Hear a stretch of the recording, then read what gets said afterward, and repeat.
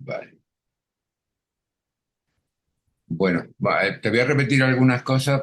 Tú me oyes bien, ¿no? Te digo perfectamente. Veo un mono gigante ahí debajo de mí, pero Sí, soy eso yo. es. Es que hasta que no me arregle la boca, paso de ponerme. Bueno, sí. Tengo que ir ya si tengo que ir al dentista. No, sí, porque es que me jode mucho muchas cosas con esta historia, pero ahora ya es una cuestión de salud. Y ahora sí me voy a arreglar. ¿Qué te iba a decir? Mira, yo te voy a repetir varias cosas, pero para que queden grabadas, ¿vale? Vale, Te lo he dicho ya antes, simplemente porque después lo transcribo y claro, claro. hacemos un documento, ¿vale? No hay problema.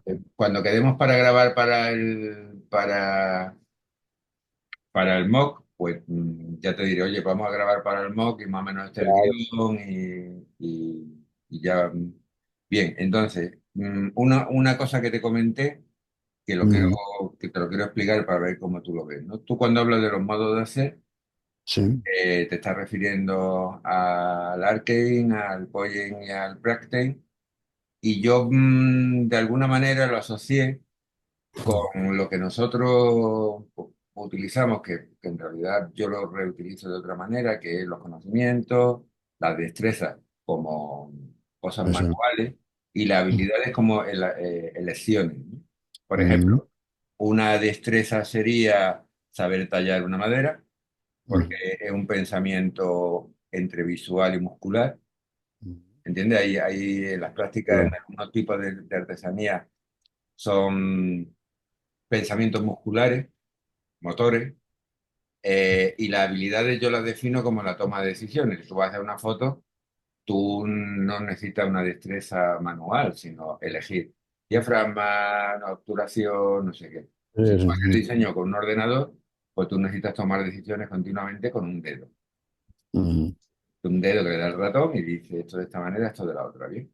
Entonces, cuando yo al principio vi la relación que podían tener esas tres cosas, eh, vi que cada una el Arcane, el Poyen y el Bractane tienen esos tres elementos modulados de diferente manera. Ciertamente. Ujú. Por ejemplo, y esto te pregunto, en el Arcane, posiblemente el conocimiento y la creación de conocimiento sea el que lleva la batuta y la habilidad y la destreza eh, están, pero en el apoyo de esa creación de conocimiento, de desarrollo de actividad.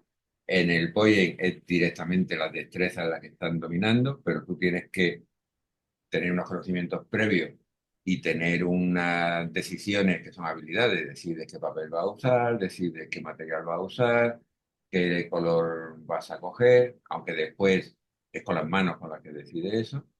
Y en el Practice, que sería las habilidades, las que dominan, ¿no? Las que modulan a los demás, es la toma de decisiones. Vale. Cuando Cuéntame. digo habilidades, me refiero a toma de decisiones respecto a los materiales y a la relación con los demás, Claro.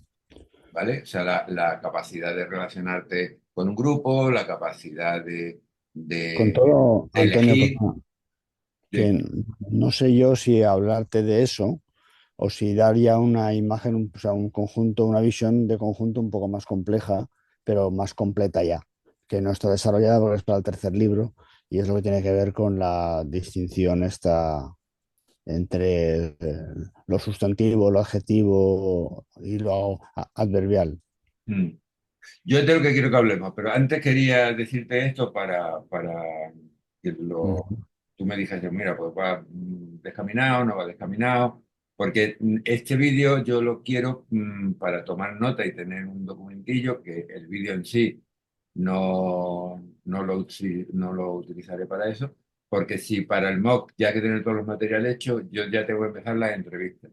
Para empezar las Vale. entrevistas, tengo que saber qué tengo que mirar, esa mirada atenta a dónde va. O sea, qué preguntas tengo que hacer Ujú. para después sacar conclusiones, ¿no?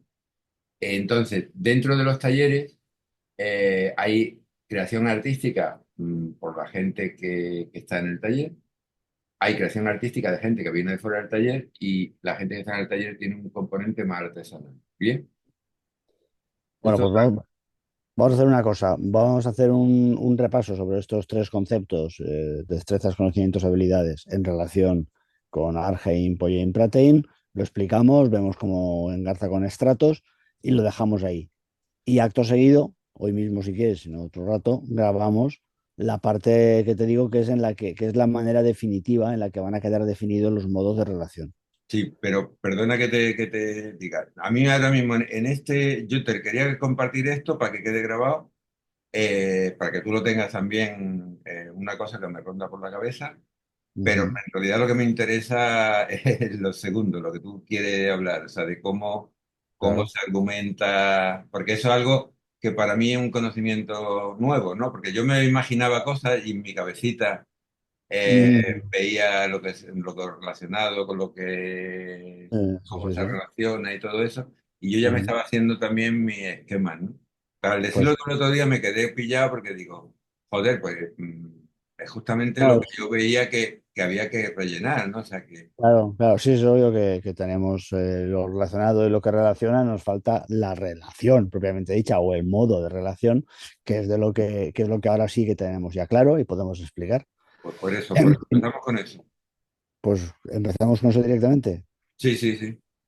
Vale, porque lo otro que me dices de Argentine Poiein Platein tiene su polvo, que es decir, se le puede explicar un poco también y tal, pero si vamos directos al modo de No, relación, vamos yo directos. sobre lo que te he explicado es simplemente, te lo he dicho, que tú me confirmes si voy muy descaminado, si no, si No, puede ser. simplemente por dejar el tema.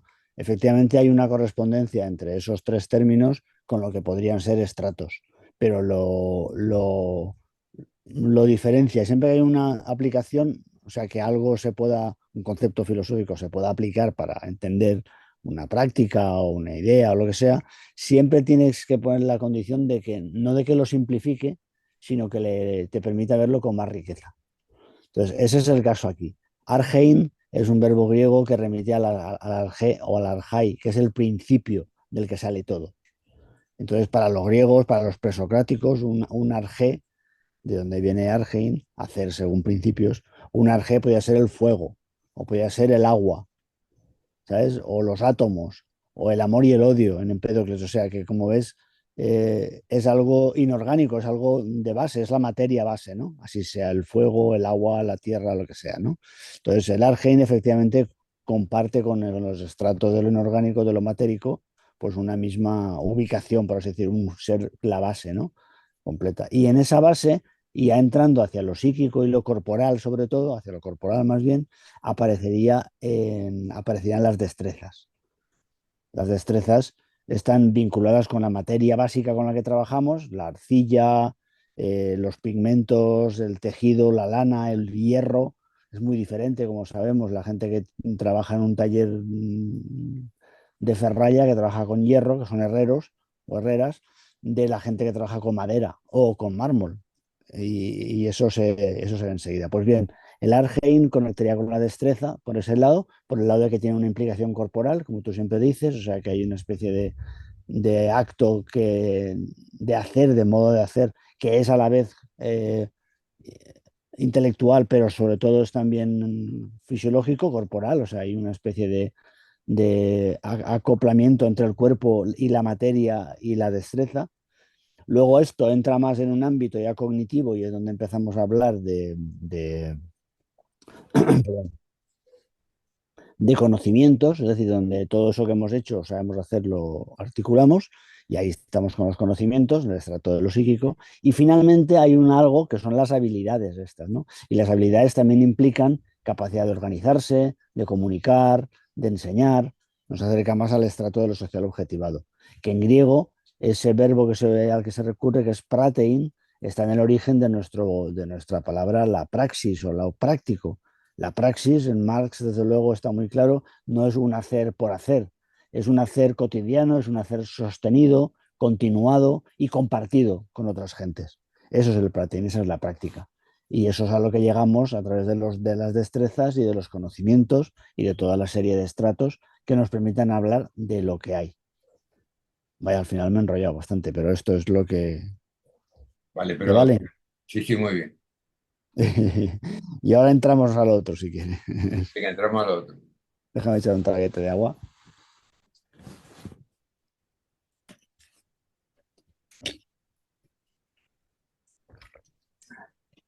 Vale, vamos a entrar ahora entonces a una de las secciones absolutamente más importantes, para mí al menos, de lo que es el pensamiento modal y de lo que llevamos trabajando en estos cursos y en los MOOCs y tal, ¿no? Que es la cuestión de en qué consiste específicamente un modo de relación.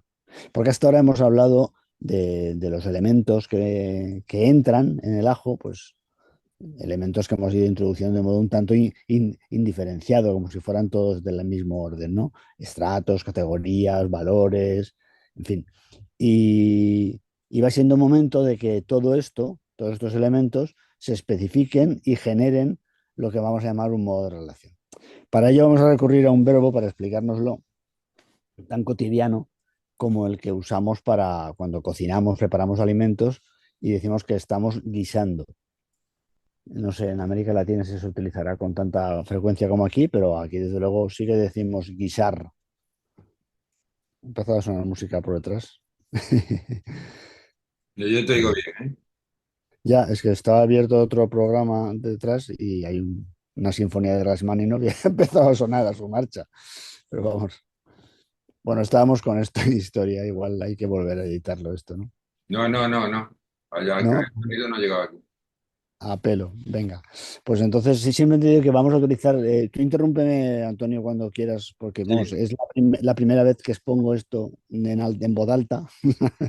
Y entonces, a lo mejor. Por eso te digo que este vídeo Vale, lo quiero para transcribir en texto después. Porque hay un vale, programa que tengo que coge la voz y la transcribe muy bien. La vale. transcribo en texto, te lo envío, elaboramos un guión y después ya a partir de ese guión hacemos un vídeo para el MOOC. En condiciones, vale, me parece bien. Bueno, pues esto que te decía, una manera de entender qué es un modo de relación, una manera sencilla de hacerlo, sería remitirnos al acto de guisar. Guisar se ha quedado reducido a meramente cocinar, pero tiene una historia mucho más interesante. En castellano antiguo, hacer algo se podía hacer de una determinada guisa, de una guisa o de otra guisa. Una guisa significaba precisamente en germánico, es una raíz germánica que significa modo o manera. Con lo cual, guisar no significa cocinar, significa preparar, procesar algo de un determinado modo o manera. Por eso, cuando algo sale mal y es un despropósito, le llamamos un desaguisado. Incluso cuando nuestro cocinar es un poco errático y flatulento, decimos que hemos hecho un guisote. Pues bien, hay que ir con cuidado para evitar los guisotes y los desaguisados, que todavía en Quijote son muy abundantes, y en Cervantes, y centrarnos un poco en esto de los modos de relación. Entonces, ¿por qué guisar? Porque cuando guisamos, hacemos las cosas de una manera y no de otra, de una guisa y no de otra. ¿Y en qué consiste guisar? Consiste, pues obviamente, en tener unos ingredientes.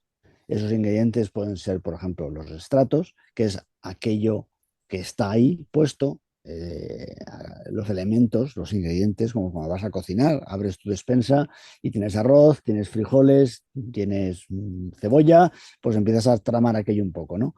Y toda vez que tienes unos ingredientes, en términos artísticos, esos ingredientes serían pues que tienes un proyecto, tienes un taller montado, de hecho ya, no es lo mismo que sea una idea o un proyecto a que sea un taller ya funcionando. En este caso, para este guiso que vamos a hacer ahora, vamos a imaginar que tenemos ya un taller funcionando, ¿vale? Y ahora el siguiente paso, una vez que hemos visto en la despensa los elementos que tenemos y, por ejemplo, vemos que tenemos un taller de artes gráficas, el tuyo, Antonio de Jaén, funcionando, pues entonces ahora tenemos que ver eh, el siguiente paso de ese proceso de guisar, de preparar las cosas de una determinada manera. ¿Cuál sería el siguiente paso? Pues tendríamos que averiguar, tendríamos que saber o apostar de qué eh, cómo está específicamente hecho, situado y tal ese ingrediente. Por ejemplo, un taller. Es un taller, y ahí entraríamos con los modos de Megara. Es un taller necesario, es un taller contingente, es un taller posible o imposible. Es decir, es viable, se dan todas las condiciones para que siga funcionando, tiene amenazas. En ese sentido, puede ser un taller contingente y desaparecer sin dejar huella, o por el contrario, pensamos que es un taller necesario y que sirve para articular pues, una serie de movimientos sociales o de aprendizajes colectivos y compartidos y tal. ¿Vale? Entonces, esa sería la segunda. Planteémonos, por seguir con el ejemplo y por este aguisamiento, como dicen en el miocid, en este aguisamiento en el que estamos, descubrimos que tenemos un taller y ese taller resulta que es necesario, porque está vinculado a una serie de movimientos sociales, de iniciativas educativas, políticas, etcétera. ¿Vale? Entonces, tenemos ya los dos primeros pasos de nuestro modo de relación. Tenemos un ingrediente, que es el que vamos a procesar, que es el taller de Antonio, y tenemos una, eh, una apuesta modal sobre cómo funciona ese taller, cuál es su recepción. En este caso decimos que es necesario. Sabemos que tenemos un taller, que ese taller es necesario. ¿Qué viene ahora? Pues si tenemos, claro, lo que tenemos y cómo es, sería el equivalente en lingüística a los sustantivos, a los nombres, y a los adjetivos que califican esos nombres. Tenemos un taller es un sustantivo, necesario. Necesario es un adjetivo. Pero toda vez que tenemos un taller necesario, tenemos que ponerlo a trabajar, tenemos que ver cómo se mueve. Y ahí entrarían los verbos. Verbos, por ejemplo, podrían ser argein, pollein, pratein, es decir, trabajar desde principios, configurar, construir algo con nuestras manos, o pratein, convertirlo en una práctica, en algo cotidiano, en algo sostenido. Esos serían los verbos de la frase. Tenemos un taller necesario que plantea una práctica. Hay más verbos hay muchísimos y tenemos que ampliar. Estos tres son tres que hemos usado en algún libro, pero hay otros, por ejemplo, cuatro más, que son los de la estética modal 2, donde hablamos de la estética griega clásica, donde se habla de la mímesis, la poiesis de nuevo, la ápate y la catarsis. Es decir, el reflejar, el taller necesario refleja, imita, reproduce algo, el fabricar, el configurar, el plantear una ilusión, una especie de trampa o de trampa antojo o de pequeña conspiración, que sería la ápate, o bien nos transfigura y nos purga, nos quita un peso encima, que sería la catarsis, ¿verdad? Entonces, eso son verbos que se aplican a sustantivos que han sido calificados mediante adjetivos.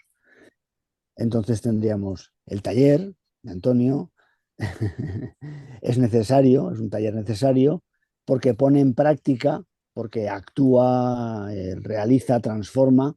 Y aquí vendría el último elemento de una frase, el último mínimo elemento de una frase, que sería el adverbio.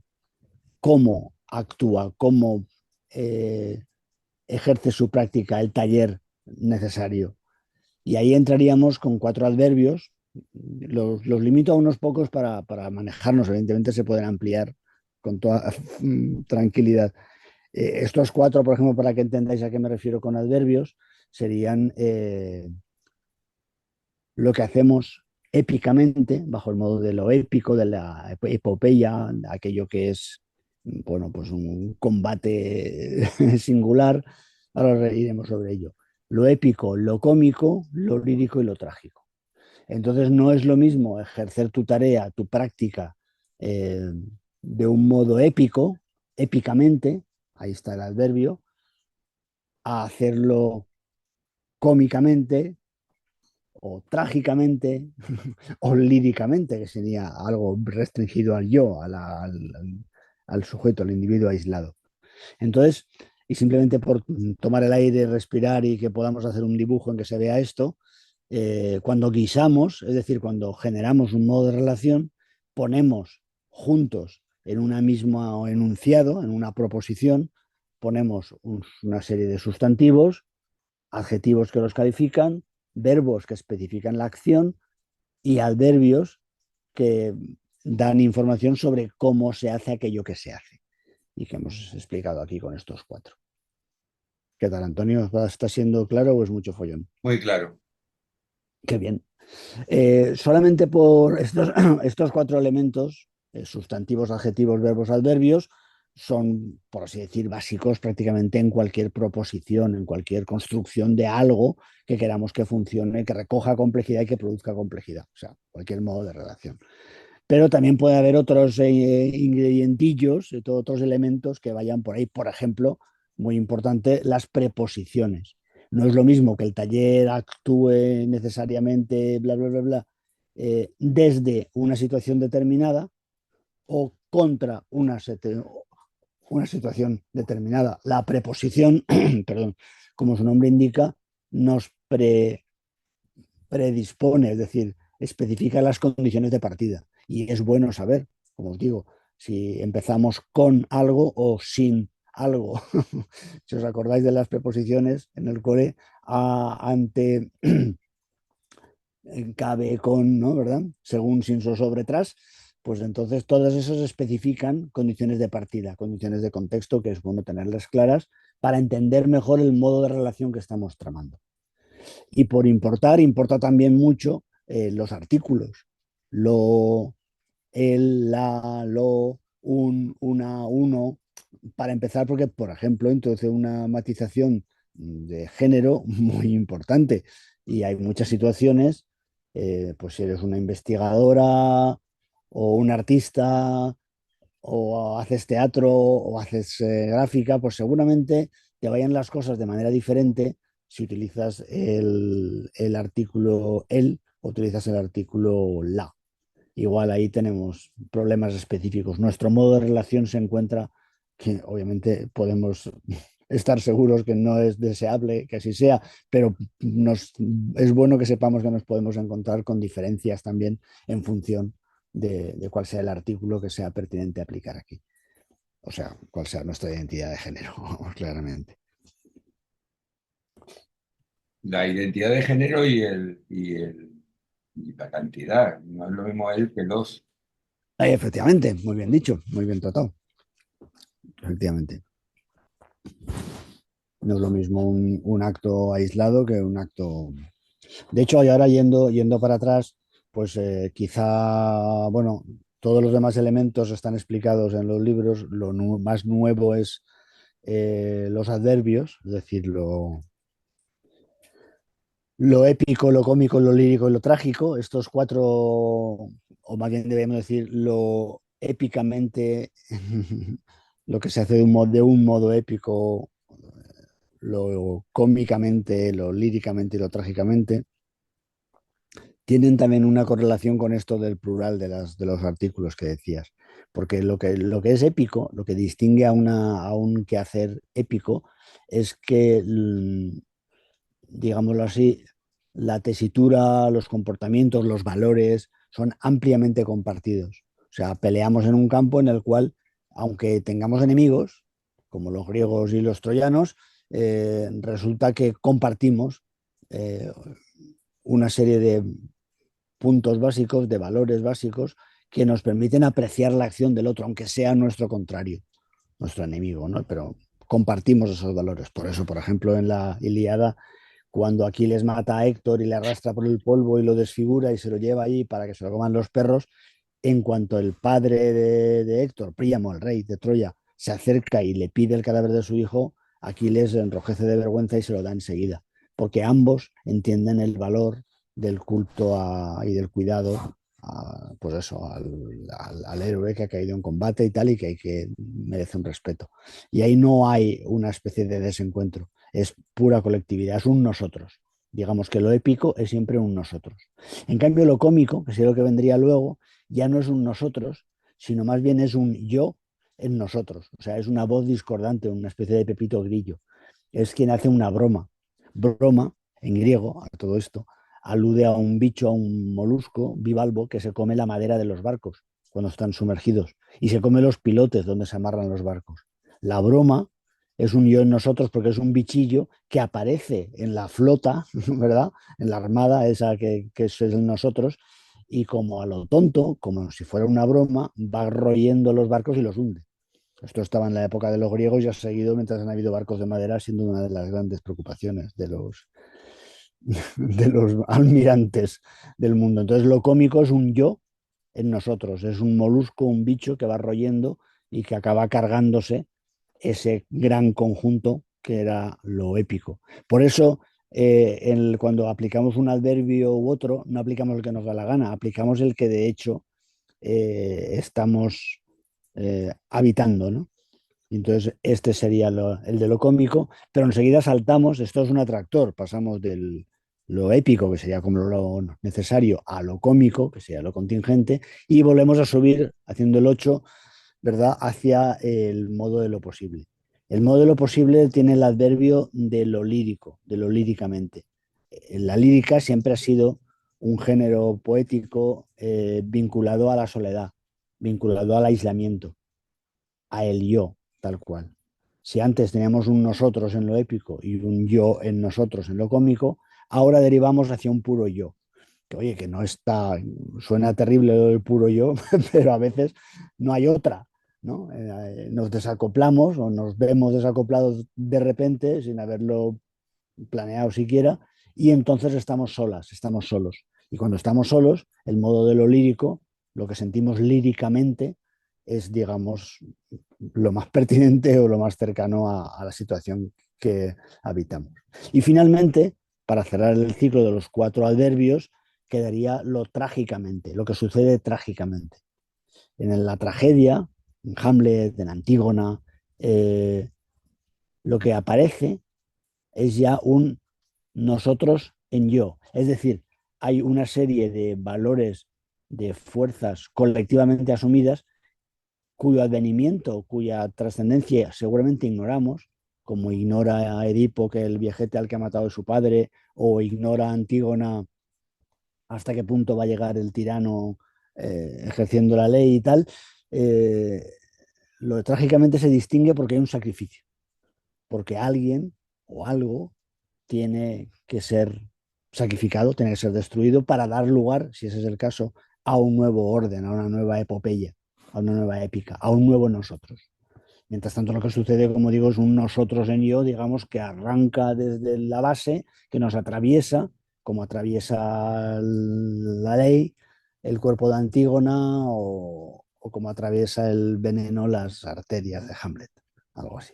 Entonces ahí tenemos esos 4 adverbios, que son los 4 adverbios con los que arranca nada menos la poética de Aristóteles, la primera página, y son los 4 adverbios que recoge Cervantes en el Quijote cuando el canónigo y el cura y tal están discutiendo sobre los libros de caballerías. Y ellos mismos toman estos 4 adverbios como las 4 decantaciones de cualquier acción.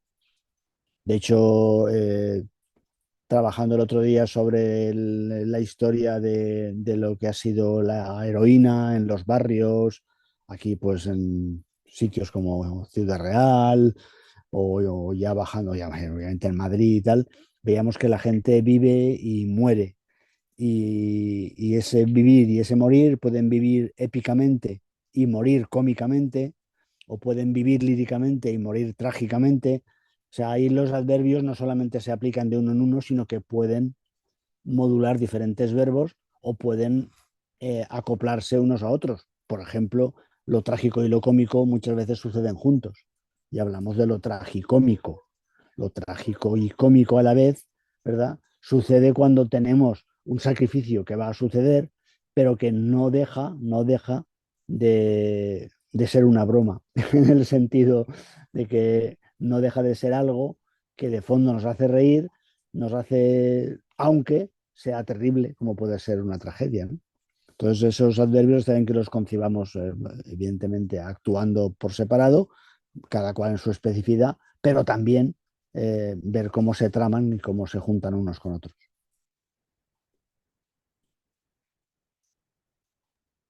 Vale, mira, te quería preguntar, las categorías, es que no las categorías, eh,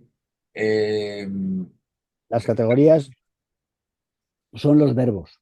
los verbos, ¿no? La Vale, no se me había quedado claro. categoría de la mímesis, poiesis, ápata y catarsis son los verbos. Son, de hecho, en la estética modal 2 se les llama eh, categorías operacionales, ¿sabes? Porque lo que hacen son que plantean maniobras determinadas, o sea, plantean acciones, ¿vale? No es lo mismo reflejar como acción que configurar, que producir, ¿vale? Mira, Jordi, me está avisando Zoom que la reunión se termina porque que es gratuita en 10 minutos. Vale. Voy a hacer una cosa. cierro la llamada, la grabación me la bajo al ordenador y te vuelvo a llamar porque tengo preguntas. Venga, hombre, en 10 ¿Vale? minutos de igualdad o no, mejor ciérralo y así. Sí, sí, porque si no se puede haber lío. Es que quiero, esto está muy bien, quiero grabarlo, ¿vale? Muy bien, venga, pues, Venga. me llamas.